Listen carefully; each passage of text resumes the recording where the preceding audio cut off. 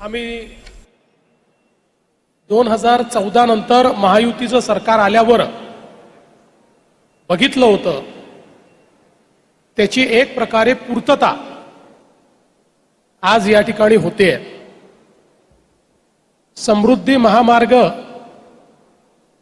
हा केवळ एक रस्ता नाहीये, हा महाराष्ट्राच्या समृद्धीचा इकॉनॉमिक कॉरिडॉर आहे आणि म्हणूनच याला हिंदू हृदय सम्राट शिवसेना प्रमुख बाळासाहेब ठाकरे समृद्धी महामार्ग अशा प्रकारचं नामकरण हे आपण दिलेलं आहे। कारण या महामार्गाने महाराष्ट्राचं इंटिग्रेशन साधलेलं आहे।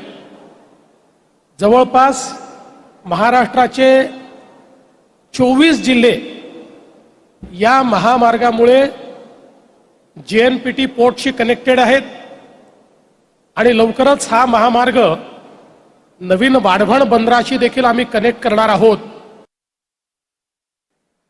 देशातला आपला सर्वात लांबीचा देशात झालाय मोठा आपला सगळ्यात, आणि महाराष्ट्रातला गेम चेंजर प्रकल्प हिंदू हृदय सम्राट बाळासाहेब ठाकरे महाराष्ट्र समृद्धी महामार्ग आज पूर्ण झालेला आहे आणि त्याच्या बाबतीत मुख्यमंत्री महोदयांनी सविस्तर त्याची माहिती दिलेली आहे।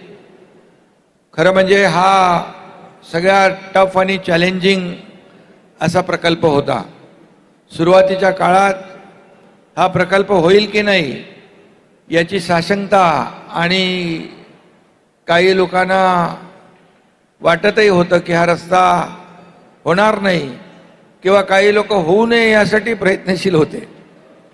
पण तत्काळ त्यावेळेस मुख्यमंत्री देवेंद्रजी आणि त्यांनी सांगितलं की एकनाथजी आपल्याला हा समृद्धी हायवे कंप्लीट पूर्ण करायचा आहे, हा एक गेम चेंजर प्रकल्प आहे।